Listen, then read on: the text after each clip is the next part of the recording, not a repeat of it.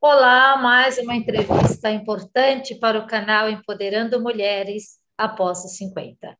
Esse canal tem a vocação de transmitir histórias de mulheres acima de 50 anos que estão na ativa, para que possa servir de inspiração para muitas mulheres que estão em depressão, que não sabem o que fazer, né, que não sabem que caminho tomar, né, para poder se movimentar e sair um pouco dessa falta de vontade, né, de ter dinamismo, de criar alguma coisa, de prosseguir, seguir a vida em frente. Então, a vida pede, né, que estejamos sempre em movimentação, sempre de pé, sempre prontos a trabalhar e a conquistar, e desbravar e seguir caminhos no dia a dia, né, que aparece para que a gente tenha que enfrentar cada situação.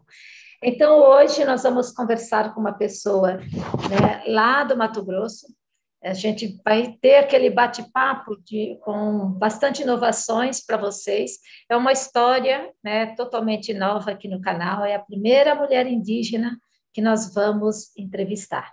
Então, para mim, com muita honra que eu faço essa entrevista.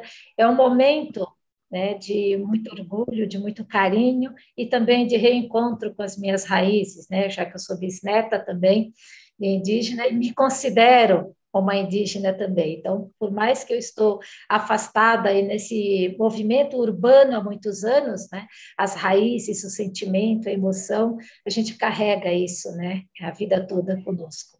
E também está no nosso DNA, né, não tem como falar que não, que pelo menos o sangue já está, né, dizendo aí por si só, né, que tem essa ligação e esse elo com essas raízes. Então, para você que está assistindo agora, se quiser compartilhar essa entrevista, nós vamos agradecer muito, porque para chegar a mais pessoas, né, a gente depende muito do compartilhamento de cada um, para que você compartilhe, se inscreva no canal, convide os amigos, as amigas para se inscreverem, para também acompanhar essa história interessante e outras que já temos no nosso canal, né? E com certeza muitas outras virão. Toda segunda-feira eu venho aqui lançar uma nova entrevista, sempre às 10 horas da manhã, lançamos toda segunda uma nova história. Então, a história de hoje será a história da Darlene Yaminalo Talcane. Ela tem 60 anos, né, da etnia Curabacari, de Paranatinga, Mato Grosso. Ela é formada em letras, é professora aposentada, fez mestrado em educação indígena pela UFMT, a Universidade Federal do Mato Grosso, e ela é fundadora de uma aldeia, né, que é a aldeia Cuiacá. Ela também é membro, né, do Instituto Yucamaniro, que é um instituto de apoio à mulher indígena. Ela trabalha, né, com moda voltada para temas indígenas hoje em dia. Então, bem-vinda, Darlene, tudo bem?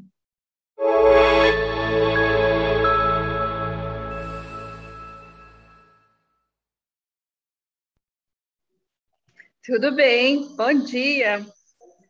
Bom dia e olha, muito obrigada pela, né, seu pronto atendimento, a sua vontade, né, aceitou e veio aqui para contar um pouco da sua história, né, para que outras mulheres possam se inspirar através do seu exemplo e da sua história. E que história linda, né? Eu gostaria de saber como foi que a Darlene saiu lá da aldeia ou já estava morando na cidade, como é que foi essa história de continuar os estudos e fazer uma universidade. Conta um pouco dessa história, Darlene. Sim, eu que sou grata pelo convite, pela oportunidade de me apresentar, não só a minha pessoa, porque atrás de mim tem uma etnia cura, povo Curubacari. Eu sou Darlene Yaminalo Talcane, da etnia Curubacari.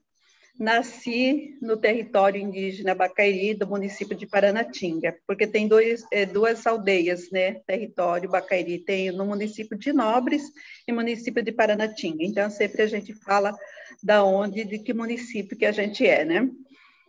Então, eu fui alfabetizada na própria aldeia. Naquela época, na década de 60, de 70, era muito difícil a gente frequentar uma sala de aula que tivesse continuidade, né? Porque as professoras, que a maioria ia, né? Nunca tive um professor não indígena, mas as professoras que iam, elas não ficavam muito tempo, porque na aldeia a vida era muito difícil, né?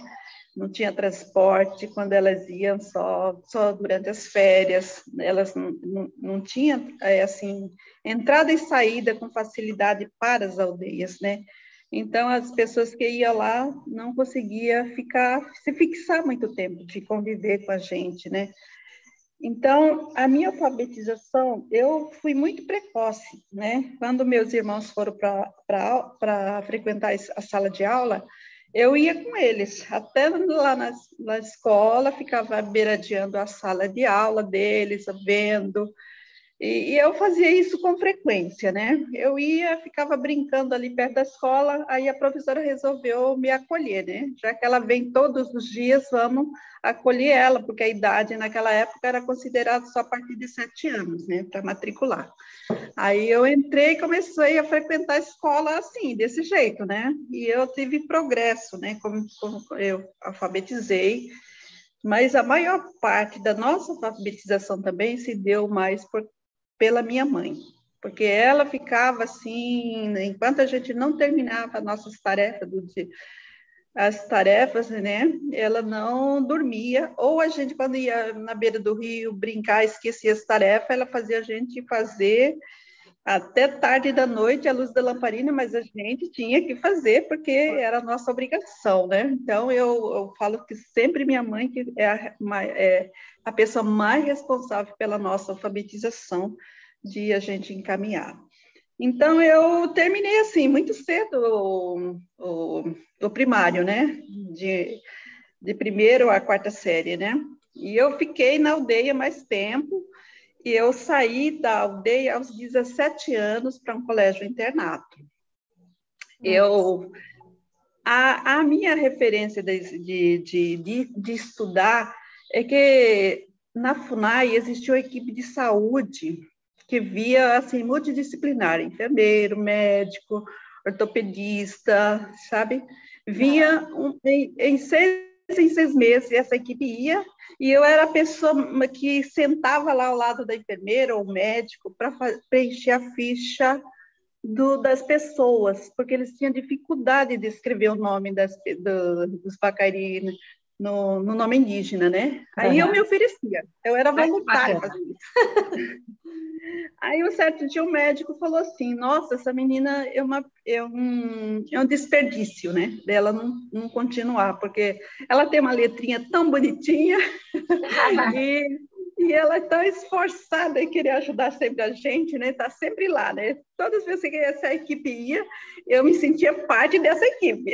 Ai, que lindo! Me oferecia voluntariamente para fazer alguma coisa. Então, aí... E naquela época, né, na década de 70, só os meninos que podiam estudar fora. É dificuldade das mulheres não ter casa, não ter colégio internato mesmo. Aí a pessoa da FUNAI, né, que era a professora da FUNAI, fez uma pesquisa e encontrou um colégio internato para as meninas. Aí abriu não só para mim, mas para outras meninas de outras etnias, como o Bororo, como o Bacairi, como o Mutina, né?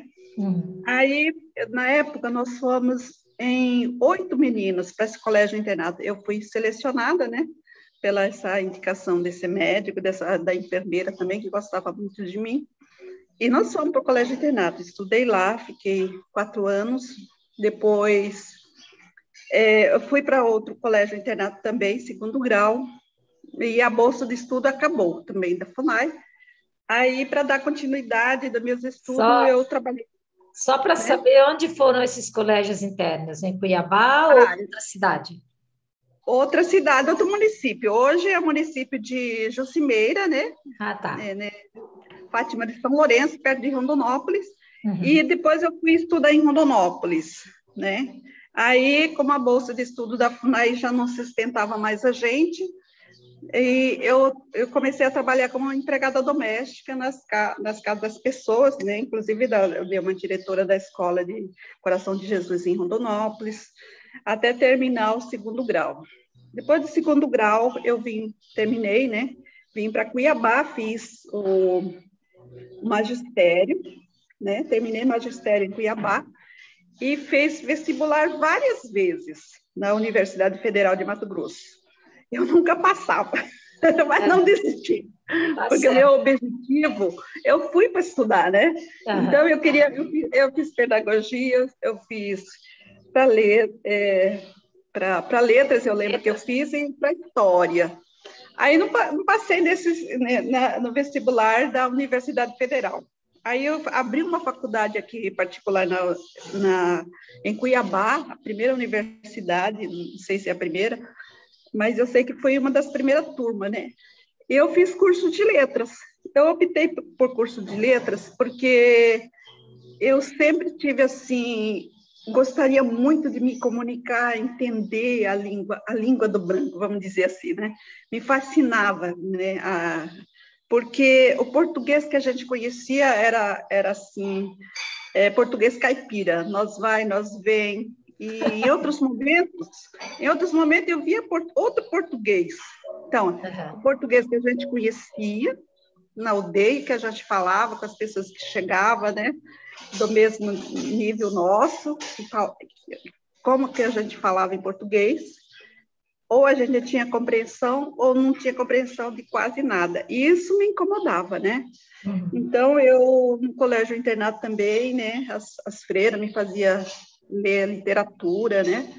Machado de Assis, esse pessoal, né, de grande literatura brasileira, né? Então, eu comecei a me empenhar nisso, né? Buscar isso para mim. Eu fiz curso de letra, mas nesse sentido. Mas isso não significa que eu falo muito bem português hoje. Ele é um instrumento para mim hoje, né?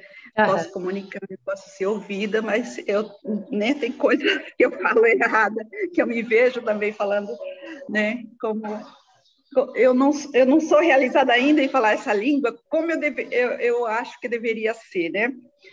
Aí, nesse intervalo, eu fui contratada pela FUNAI, que me deu a oportunidade de pagar minha faculdade.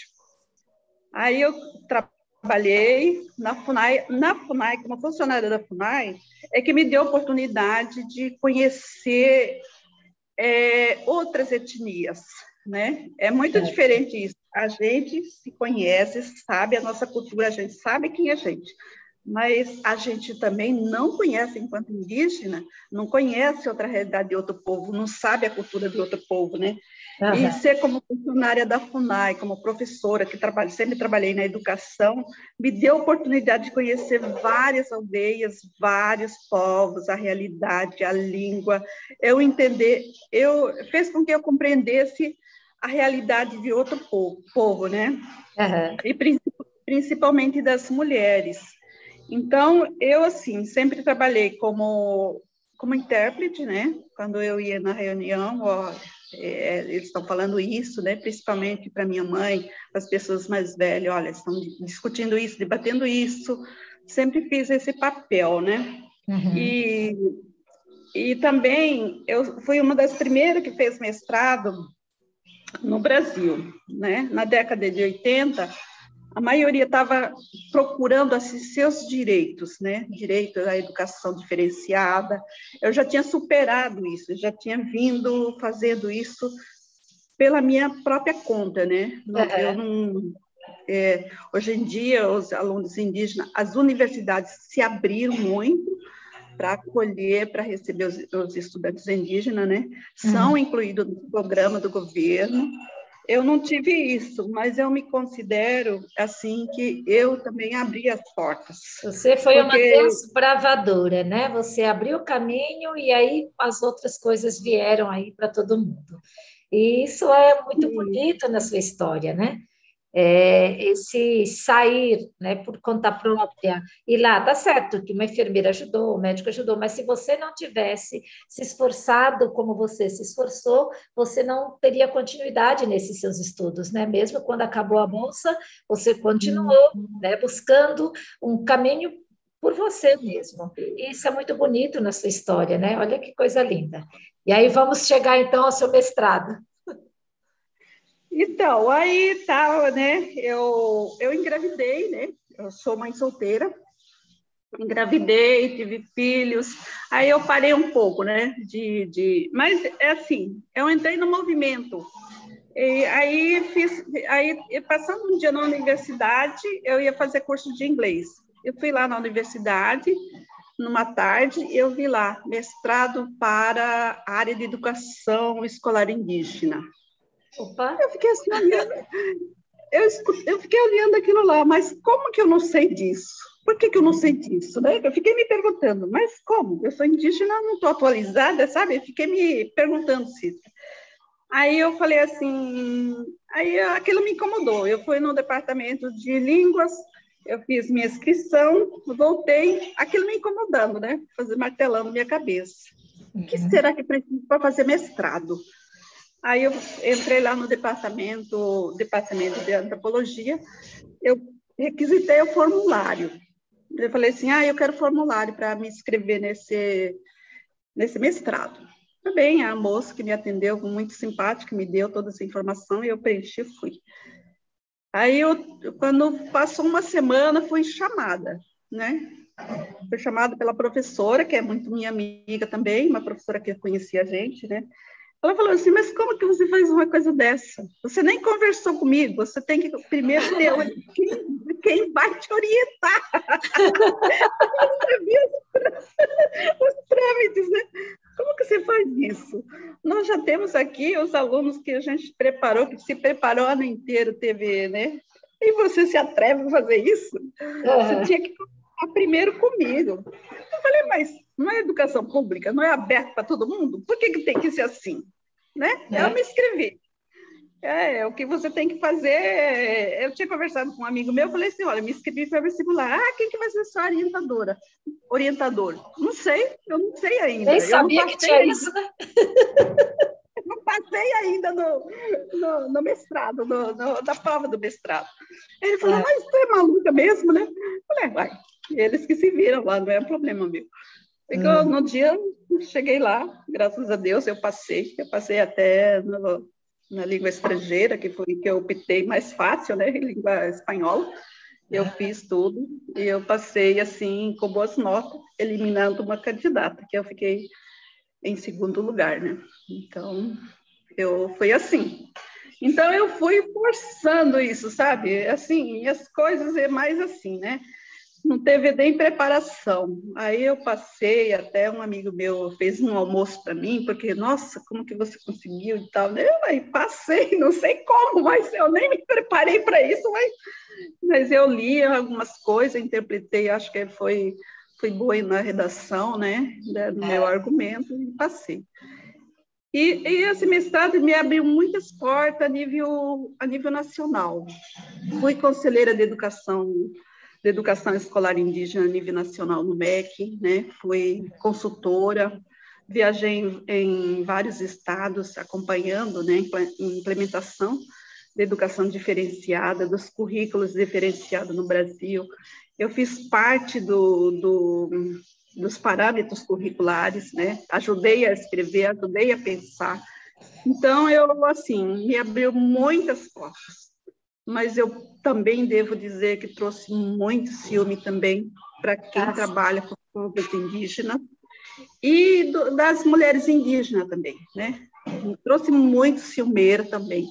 Mas assim, eu sempre, foi uma conquista minha, sempre tive essa convicção, né? De que eu fiz o meu caminho, né? E eu sempre... agrego sempre as mulheres que estão precisando de apoio, né? Sempre faço isso. Então, eu, assim, busquei sempre o meu lugar e sempre aberta para receber, acolher outras pessoas. Essa é a história do meu mestrado. Que lindo toda essa história, né? Eu achei incrível, né? Primeiro que você não parou, né? Teve essa persistência toda, e mesmo despertando ciúmes, né, aqui e ali, né, acho que em todos os lugares, as pessoas que se propõem a fazer algumas coisas, elas enfrentam alguns desafios, principalmente se elas se destacam, né? E deu para perceber aí que você já foi na contramão desde o mestrado, né? Todo mundo precisa ter um orientador e que esse orientador, né, você já escolha você já faça inscrição sabendo já quem você quer que te oriente. Você não. Foi lá e disse, eu fiz minha inscrição e se eu passar, eles que se virem, que vê quem é que vai me orientar. É muito interessante esse desbravar seu, essa coragem, né, de ir em busca do que você quer, né, te fez, né, passar por cima de alguns protocolos aí, né, e mesmo assim trazer para você resultados positivos. E o que a gente percebe é que não foi só para você, né? Quando você busca, você representa toda uma comunidade, você partilha isso e leva isso, né, para todo o seu povo. Então, o que eu percebo aqui, né, é que esse seu fazer, né, coletivo é porque você procura partilhar tudo aquilo que aprendeu com aqueles que estão lá atrás e não vieram, né, que não tiveram essa mesma chance que você, mas que hoje as portas estão abertas e eles podem, né, ascender e buscar, né, o caminho que eles quiserem. E eu acho que duas coisas aí que eu acho que é importante. Quando você se deu conta, né, que você fez um mestrado em educação indígena, essa educação indígena possibilitou, né, para que a aldeia, os índios, os indígenas que estão lá na sua aldeia, isso levou para eles uma aproximação maior, né, com a nossa sociedade brasileira, para que respeite a cultura indígena, ou você acha que ainda não chegou nesse ponto? Olha,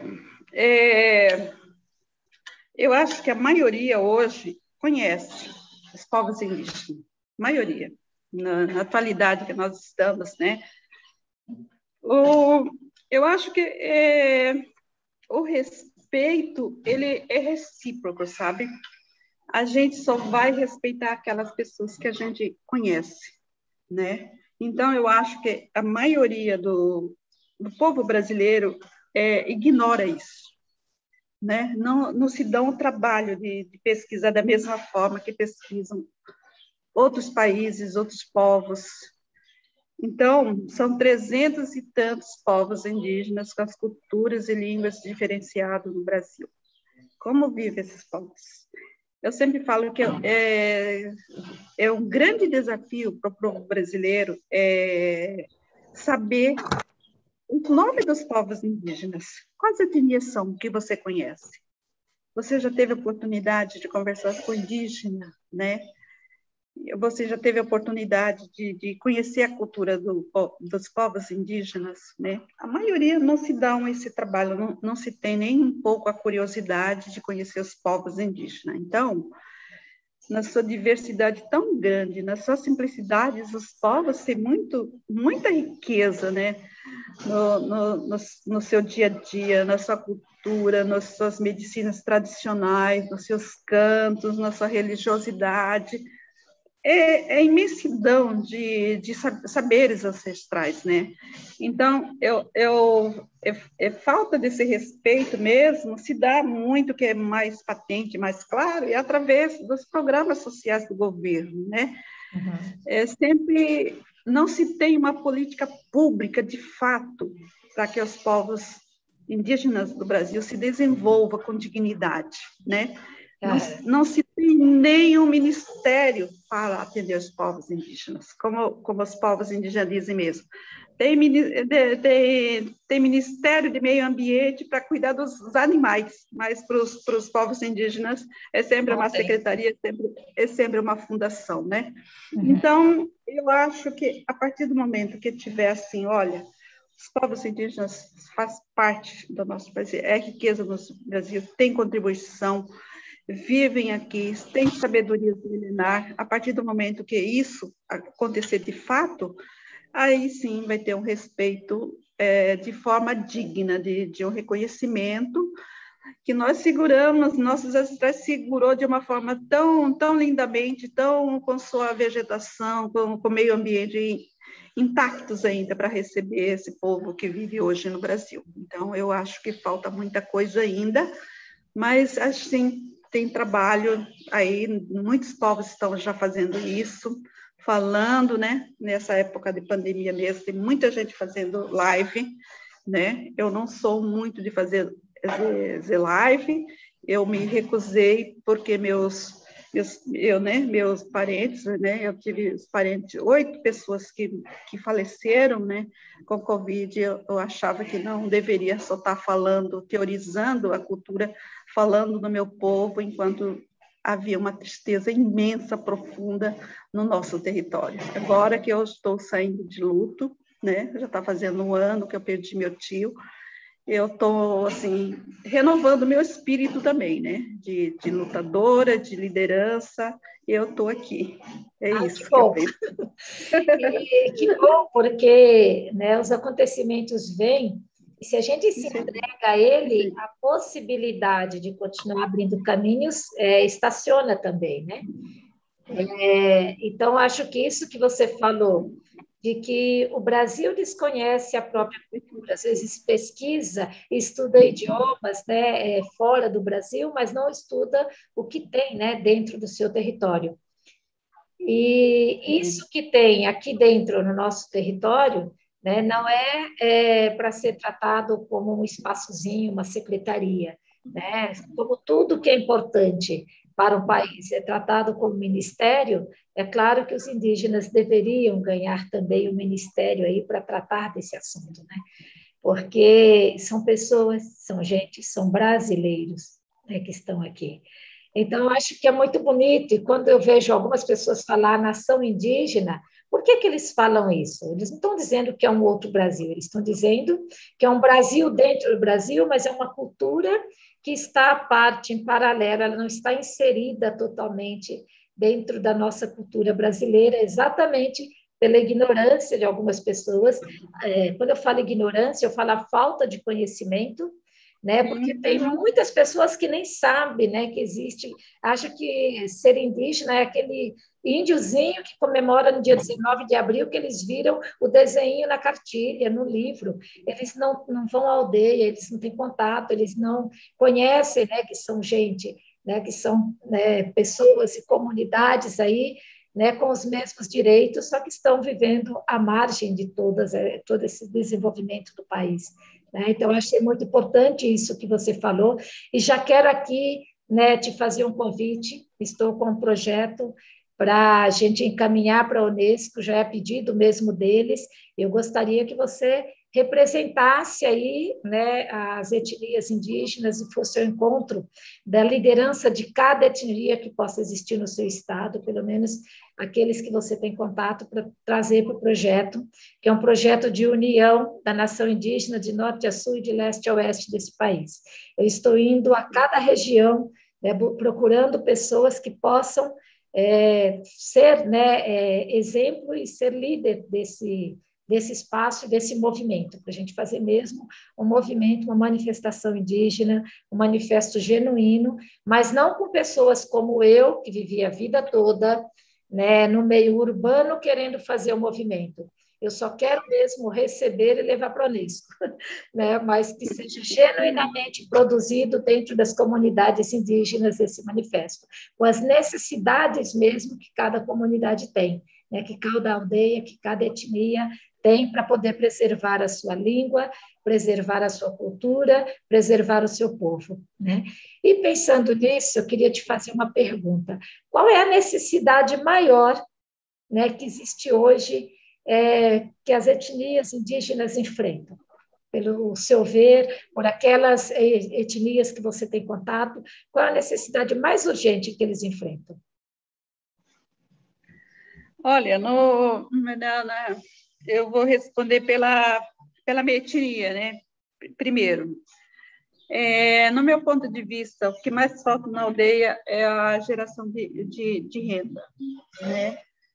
Atualmente, nós, né, através do programa Luz para Todos, nosso território foi contemplado, nós usamos energia hoje em dia, e a luz, a gente paga a energia, né, o consumo de energia. Então, a gente nosso povo já adquiriu geladeira, televisão, um monte de coisa, né? Principalmente os alimentos que a gente compra na cidade, né? Então, tem outras necessidades além daquilo que a gente tem necessidade dia a dia como povos indígenas, né? Então, eu vejo isso. Para outros povos que ainda, né, tem várias necessidades urgentes, por exemplo, o povo do Mato Grosso do Sul, o povo Guarani, né, eles precisam de terra demarcada, de terras reconhecidas. Apesar de ter uma FUNAI que é para proteger, demarcar as terras indígenas, a partir do momento que as terras indígenas entram em conflito, né, com os fazendeiros, né, já os fazendeiros, né, já se apropriaram, né, do uso capião das terras indígenas, é muito complicado o retorno dessas terras para os povos indígenas, porque há uma série de burocracia que precisa ser superadas, né? Então, esses povos ficam à margem, né, à beira da estrada, literalmente, né? Então, eles precisam de terra garantida para continuar vivendo dignamente. Porque no nosso caso, por exemplo, nós, povo Bacairi, temos 2 territórios. Eu sempre digo para quem não entende isso, o que significa uma terra demarcada. É como você comprar uma casa registrada, está em seu nome, é seu, é um direito seu. Então, terra demarcada para os povos indígenas é isso, né? É a garantia. A terra, ele pode plantar, pode colher, pode caçar, pode fazer o que quiser, né? É usufruto da coletividade. Então, isso é muito importante para os povos que não conseguiram as demarcações de suas terras. Então, eu vejo assim, a necessidade também, a arte, o divertimento, a diversão para os jovens. Né? Tem os jovens hoje em dia que precisa ter emprego também. Então, né, os jovens estão crescendo de uma forma assim que precisa estudar, precisa ter amparo, porque não é só vir da cidade, a gente precisa de alimentação, precisa de investimento, precisa de moradia, principalmente, né? Então, nesse governo, né, se cortou todas essas bolsas, né? Uma bolsa de estudo que era no valor de um salário mínimo, que ajudava os estudantes a se manterem na cidade, a ter continuidade, com dignidade, né? Então, são inúmeras urgências, né? Dia, né? As necessidades que nós temos. Então, isso a gente consegue só lutando mesmo, indo nas universidades, né? Vendo as cotas, como que são essas cotas, porque não adianta ter uma cota, mas que não dá proteção, segurança para que esses alunos indígenas que vêm das suas aldeias, né, muitas vezes não tem muito convívio, não sabe como viver muito na cidade, e vem para a cidade e morar de qualquer jeito, né? Então, precisa de acompanhamento, precisa de orientação, precisa de uma tutoria, na realidade, né? Então, são essas inúmeras necessidades, né? Isso no meu ponto de vista, né? É isso. Nossa. E trabalho em geração de renda para as mulheres, principalmente. Nossa, quanta coisa, né? Desde a necessidade da energia elétrica, né? Até um abrigo para poder estudar. Olha, né, quanta coisa ainda é importante. Eu não entendi, né, porque que corta-se os recursos para aqueles que mais precisam, né? Tem que cortar de outra maneira, mas não, faz justo, né, poder ajudar o desenvolvimento de um povo. Mas, né, vamos lutando para a gente conseguir, né, recuperar tudo isso e ajudar. E é bom você falar, as pessoas terem mais consciência. Eu acho que o público que assiste aqui o nosso canal, né, é um público que já vai tomando consciência disso também e mudando um pouco, né, a visão de como olhar a questão indígena, né? Porque tudo isso que você está colocando aí são vidas, é uma realidade, né, que está acontecendo hoje e que é importante a gente estender a mão, né? Outra coisa que eu queria falar para você, como que é por exemplo, você está na cidade, ter saído da aldeia, e agora você fundar uma aldeia, né? Você saiu da sua aldeia e se formou na cidade, e nesse contexto urbano todo, você fez a sua formação. E agora você fundou uma aldeia. De onde surgiu essa necessidade de fundar? O que significa fundar uma aldeia? Porque fundar uma aldeia é comprar um pedaço de terra e chamar os indígenas para ir lá. O que é fundar uma aldeia? São os indígenas que já perderam o seu espaço e que não têm mais o seu território, que foram para essa aldeia, né? O que significa isso? Então, nosso território foi demarcado, a primeira demarcação em 1920, né? Aí, tradicionalmente, nós somos povos assim, que vivem de aldeias, de aldeinhas, né? Cada um tem suas aldeias, sua comunidade local, mais familiar, né? Então, vai formando, tipo controle social, né? Para não haver muita briga, para não ter desavença, né? Sempre a sabedoria ancestral, da ancestralidade que mesmo vem isso. O povo caribe é assim, né? Culturalmente. Uhum. Quando se fundou um posto indígena Simas-Lop, naquela época do Serviço de Proteção aos Índios, o governo juntou todo mundo, essas pessoas que tinham aldeias e aldeinhas, reuniu todo mundo em nome da atendimento à saúde e educação, né? Mas isso o governo fez para controle, para diminuir as terras, porque sim, o povo baqueri vivia em expansão, né? Sempre estava expandindo as terras, ocupação de terra, né? O governo na época fez isso, diminuiu, né? Trouxe todo mundo, né? Para todo mundo. Lugar só? No lugar só, fez arruamento e tal. Aí, mas naquela época era pouca gente, né? Então, a população era pouca ainda. Uhum. Aí começou essa aldeia, começou a crescer. Hoje em dia é uma vila grande, né? Quem vai na aldeia central hoje em dia, todo mundo se pergunta, nossa, parece uma vila, uma cidade, né? Parece até uma cidade. Então, na década de 80, houve uma desavença muito grande da parte das lideranças, né? Puxador de canto, aquele que puxava serviço, né, em comunidade, já não se entenderam mais. Aí teve, assim, as pessoas fazendo aldeias, né? Formando dentro do próprio território, fazendo suas aldeias, levando suas famílias, né? Sim. E minha família, por ser pequena, assim, a gente continuou morando na aldeia principal, onde a Fundação Nacional do Índio fundou também, né? Uhum. Depois, né? Depois que colocou escola, hospital, uma infraestrutura que se tem lá, né? A gente continuou morando até ano 2004. Aí meu pai pensou, né? Falou assim, que tal nós casamos também, né? Os filhos casaram e tal, né? A nossa família foi crescendo.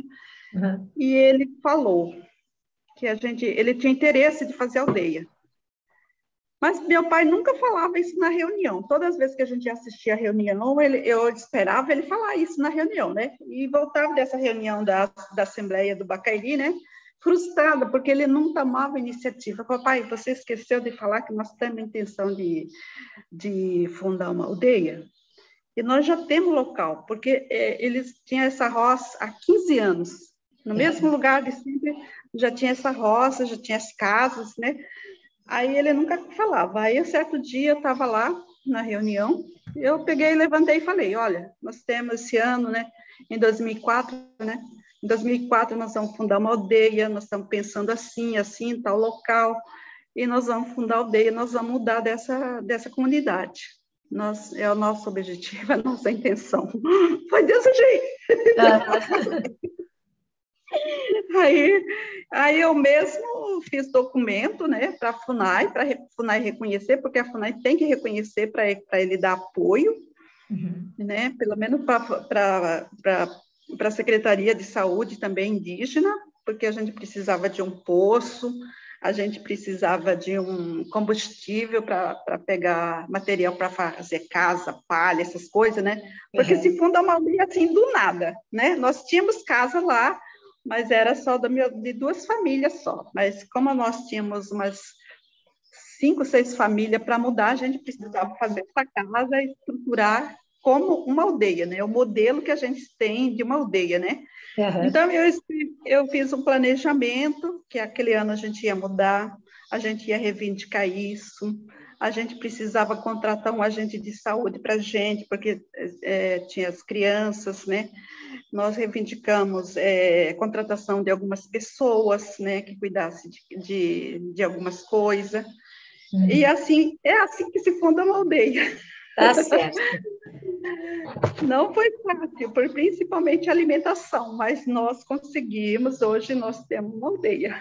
Né? Eu vou até mandar uma foto para você, como que a nossa aldeia é. Não, é que é importante para que as pessoas percebam, fundar aldeia não é fundar cidades, né? Fundar aldeia é arrumar um espaço onde você apoia as famílias para viver naquele local e fazer o trabalho comunitário, né? Porque vocês fundam aldeias e continuam com a cultura indígena do trabalho comunitário, né? Então, acho que, pelo menos o que eu percebo, que a minha mãe falava muito, que tudo, né, na vida indígena é partilhado, é para a comunidade, então não se pensa nada sozinho. Quando seu pai pensou, e já tinha lá 2 famílias, ele queria levar as outras famílias, né, mais 5 para lá, para poder estar nesse espaço e ter condições, né, de dali prover o sustento e fazer esse trabalho comunitário. Então, eu acho que é importante para quem está em casa, né, perceber isso. Se na cidade nós compramos casas e apartamentos e queremos morar em casa, né, nas aldeias os indígenas também têm esse direito, né, de se estabelecer no lugar em que eles possam, né, não ter o perigo de ter que sair dali, porque a terra, né, o grande fazendeiro tomou e tem que sair daquela terra e ir para outro lugar que não é dele. Então, não é assim, né? Precisa dessa demarcação, precisa de toda essa documentação, e as aldeias, né, elas já foram instituídas, né, e reconhecidas para que vocês não corram mais esse perigo, né? Então, acho que isso é importante a gente esclarecer, né, para todo mundo. Mas você falou uma coisa muito importante, que nós até já passamos, que é a questão do emprego para os jovens, né? É a questão dos artesãos, dos artistas nas comunidades. A arte, eu trabalho com a arte e agora eu faço questão, né, como curadora, de trazer, né, arte africana e arte indígena em todo o trabalho que eu fizer. Então, estou agora dirigindo um trabalho que é só com mulheres, mas eu quero presente ali a arte indígena, né, e a arte africana. Então, essa inserção e essa busca, a gente tem que, né, apoiar. O Brasil não apoia, a gente não vê arte indígena sendo, né, divulgada e tendo um valor como tem, né, muitos outros artistas que não são indígenas dentro do próprio país. Então, a gente precisa, né, mais um passo a ser dado agora é o reconhecimento da arte indígena, porque ela é uma arte genuína, não é porque é comunitária, né, que ela não tem o seu valor. Aí está a diferença, exatamente por ser comunitária que a gente tem que dar esse valor, porque representa um povo, né, não é um indivíduo. E é muito importante essa inserção da arte indígena na nossa sociedade, né? E você vê caminhos para a arte indígena? Você já viu alguma coisa ou não? Como é que está a situação de vocês na questão artística? Então, nós sempre trabalhamos de uma forma coletiva, como você está bem frisando isso, né? Através do nosso instituto, nós já fizemos alguns projetos, assim, trabalhando na nossa cultura, né?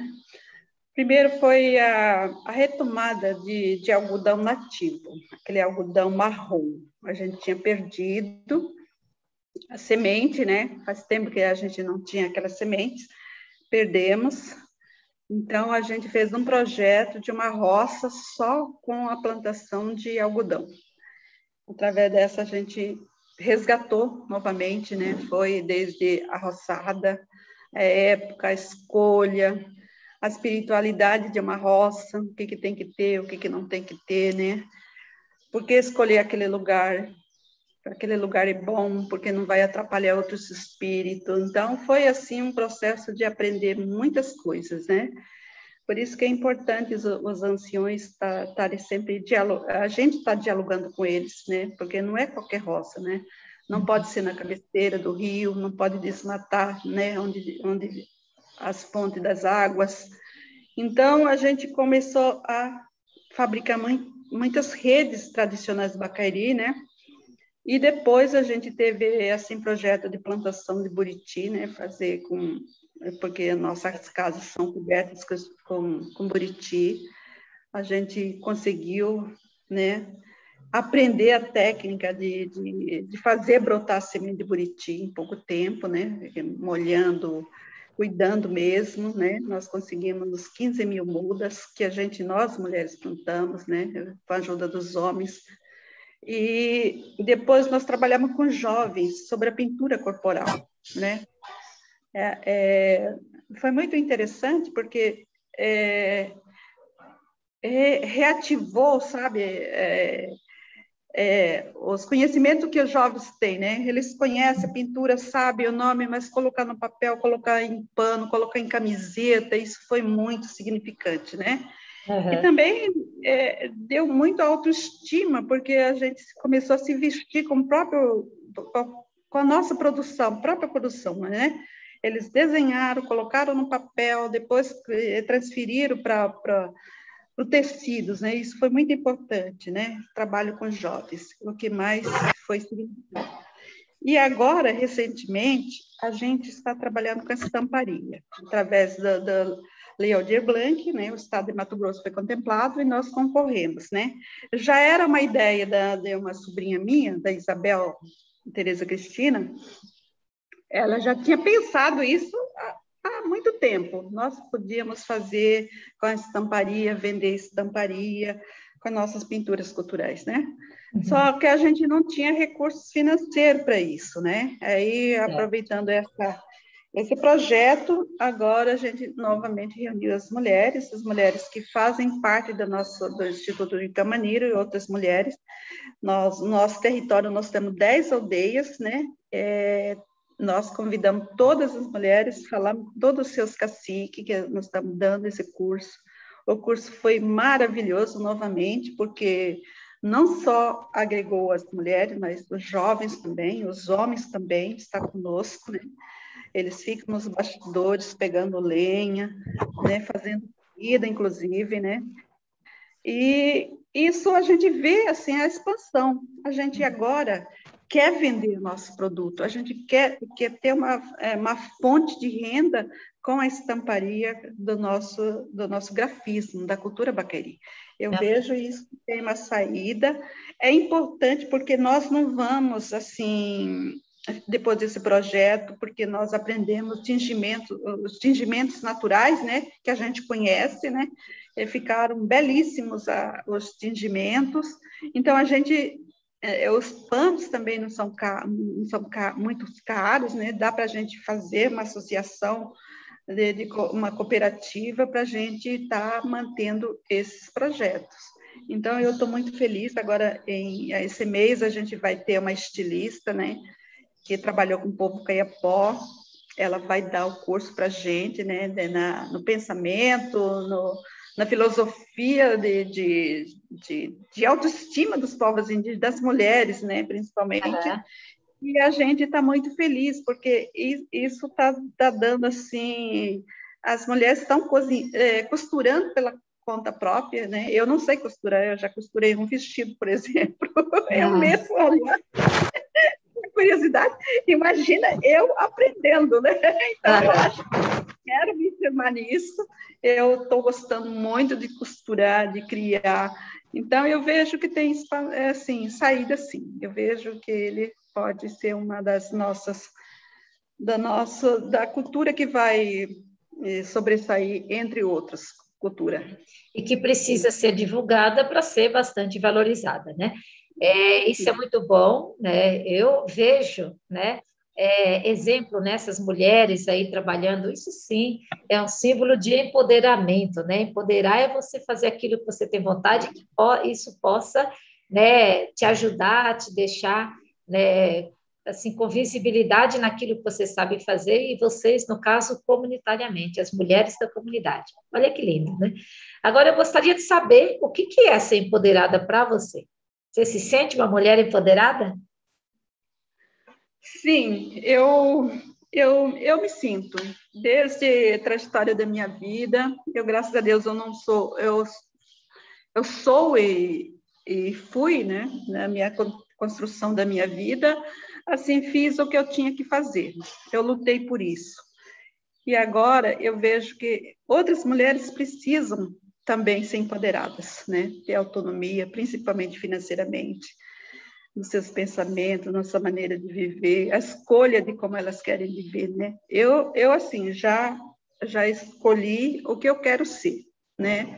Eu já sou professora, já fui funcionária pública, agora sou avó, eu pretendo morar na aldeia o ano que vem, já estou costurando, né, as minhas relações na aldeia, onde eu quero morar, né? Não vou fundar uma aldeia, mas eu vou escolher um lugar para morar. Tá certo. Então, tudo isso, né? Eu já escrevi um livro, né, da minha dissertação, né? Ai, que joia! Qual que é o Educação título do escolar. livro? É, a história da educação escolar entre os Bacairi, né? Ah, Aqui, né? e E ela eu, está sendo comercializado? não, já esgotou, mas eu Ah, posso mandar um para você. eu quero. E esse daí? E esse aqui é um livro que ajudei a construir também etnomapeamento da terra indígena, para a gente estudar o nosso território, a potencialidade, o que pode, o que não pode, aonde a gente pode fazer implementação, né, de agrícolas, inclusive de roça mecanizada, pode ou não pode, né, também, né, porque tem que ter toda uma certa segurança, né, ao desmatamento, né, isso não é legal para a gente. Então, a gente luta muito pela sustentabilidade, as coisas sustentáveis para nós, aquilo que não dá, não vai nos regredir, né, a gente quer progresso, mas progresso com sustentabilidade, aquilo que a gente dá conta de fazer, aquilo que a gente, né, possa dar o melhor de nós. Então, a gente, né, hoje eu sou assim, posso dizer que eu conheço o meu território, o território indígena Bacairi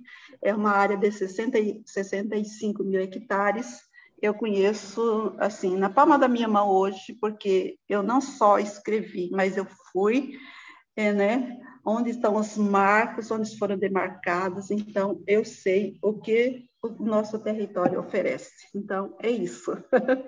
História linda. Olha, Darlene, quero te parabenizar. Estou muito emocionada em vários momentos, né, de coisas que você falou aí que me tocou a alma, me senti tocada.